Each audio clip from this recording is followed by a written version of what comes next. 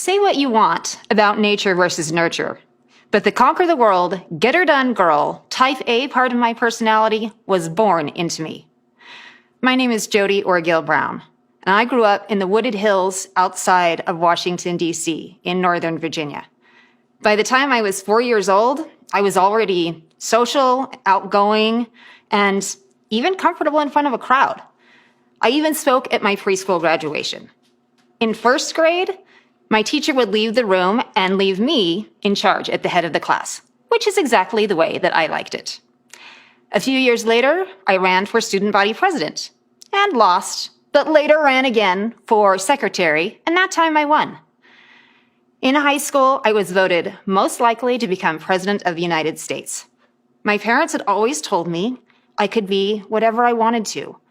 All it took was to believe in myself, work hard, and trust and have faith in God. In college, I decided to try and do the 4-year program in just 3 years, and I did.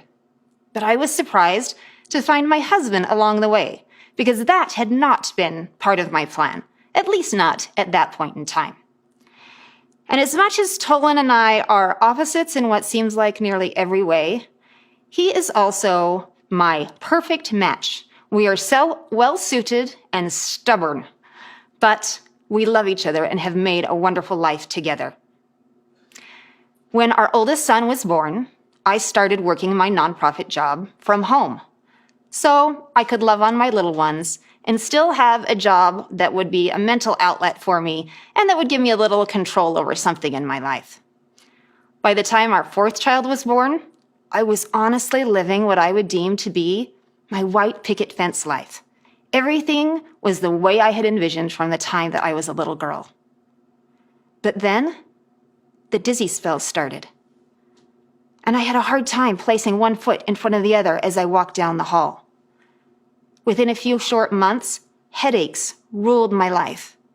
And at Christmas, I couldn't even sit and wrap presents without taking a break to lay down on the floor to try and calm the nausea and hope the world would stop spinning around me.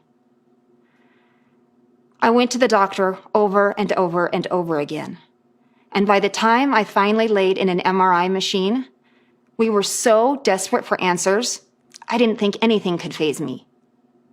When the radiology tech came and told me that there was a mass on my brain, my immediate reaction was, well, that makes perfect sense. I knew that something was wrong. Now they can fix it, and I can get back to my normal life. Little could I have imagined at that time what this journey would do to me and how it could take all of the strength from inside of me. But then, a few weeks later, as I sat in a neurosurgeon's office and looked eye to eye with the physician, he looked at me and said, "In the brain, it's all about location, location, location. And I'm sorry to say, but Mrs. Brown, your tumor is in a very bad location." It seemed the whole world started to crumble from around me. Everything I knew seemed to fall out of my control. A few weeks later, I woke up from my first brain surgery, and it seemed that my life had been excavated along with the tumor. They had been able to remove most of the tumor, but it left me with my face paralyzed. My head was shaven and covered in staples. Drool was dripping from my lip. My eye was big and wide open and unable to blink. I couldn't even smile or hold food in my mouth. And I had spinal fluid leaking from my nose and down the back of my throat. It didn't take long for me to realize that not all people are valued in the same way. A young man entered my hospital room and was there to clean and tidy up. But he looked at me and stopped when he saw me. And he gave me an "I feel sorry for you" look. Immediately, a phrase from the New Testament flashed into my mind, where Christ says, "Inasmuch as ye have done it unto the one of the least of these, my brethren, ye have done it unto me. The least of these, that was for the maimed and the blind, the cast out and the sick. When had I become one of the least of these? Not me, not Jodi, the conquer the world, get her done girl. I couldn't be one of the least of these. When did people stop seeing me and start seeing a body in a bed? My life was totally changed.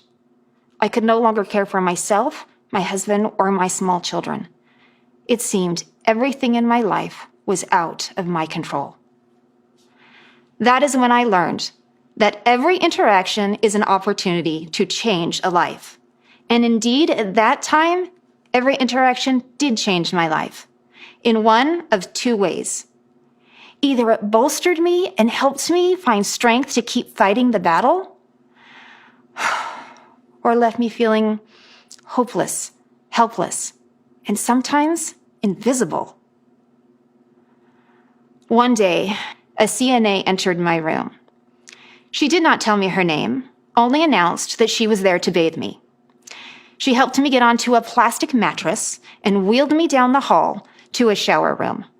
She shut the door in the shower room and proceeded to yank the gown from my body and drop them on the floor. Then she grabbed the shower hose and turned it on and started spraying me down with cold water.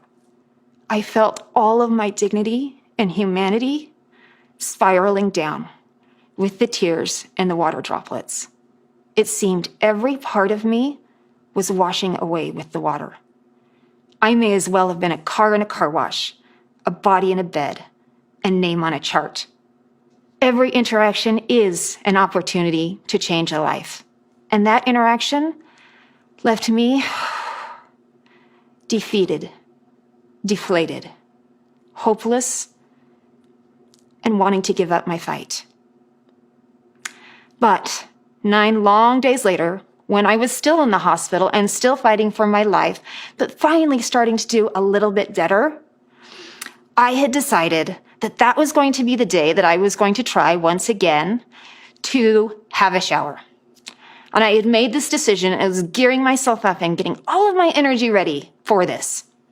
And then a young man walked into my room, walked across the room, and wrote his name, Lucas, on the whiteboard where it said CNA on shift. Lucas. Great. The one day I decide I'm going to take a shower and I have a male CNA. I quickly decided showers are overrated. My kids have proven that to me on more than one occasion. If I could just get my hair washed, I knew that that would give me some of the strength and energy I needed to get through another day in the hospital.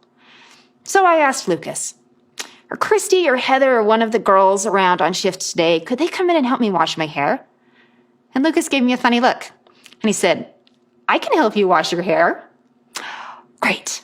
Okay, we'll go for that. So I told him I would love that. He said he would come back a few minutes later. Sure enough, he showed up 30 minutes later, pulling a cart full of supplies. It reminded me more of a circus than anything having to do with bathing, but I trusted him. He came in and helped me scoot down to the bottom of the bed. And then he draped black plastic garbage bags all over the bed, up over the pillow, and cascading down into a garbage bin at the bottom, so that the water would waterfall over the bags and fall into the trash. Brilliant. He then scooted me back up to the head of the bed and told me to try and relax. I attempted to close my eyes and then waited for what I thought would be an awkward situation. But instead, he poured pitchers of warm water over my not luxurious locks, but the little tiny sprouts of new hairs I had growing back on my head. And he was very careful as he massaged the shampoo into my scalp, not to touch any of my scars or my staples or do anything that would compromise or cause me harm. He then proceeded to pour another pitcher of water over my head and then started the process again, this time with the conditioner. The process that could have taken 5 minutes, Lucas spent 30 minutes, kindly, tenderly, gently, massaging strength and humanity back into me. His every action told me he did not see me as maimed or as cast out or as sick. He saw me as a whole person, but one who was hurting. By the time we finished, I felt like I'd had a day in the spa. Lucas held little status at the hospital, but he was a man who acted with great stature, and that was far more important. His every action emboldened me to continue the fight for my life and to work hard to be able to go home to my family. It even gave me the silent acceptance to begin to love myself and embrace my new life. And indeed, I would certainly need that strength in the days to come. After 3 craniotomies and multiple problems, surgeries, infections, shots, lumbar drains, and all sorts of side effects that kept me hospitalized for more than 35 days, I was finally able to go home and go back into the world. But I was not prepared for how the world would see me. They didn't see me as a survivor and as a conqueror. Many people saw me instead as a comedic figure. They saw me and laughed.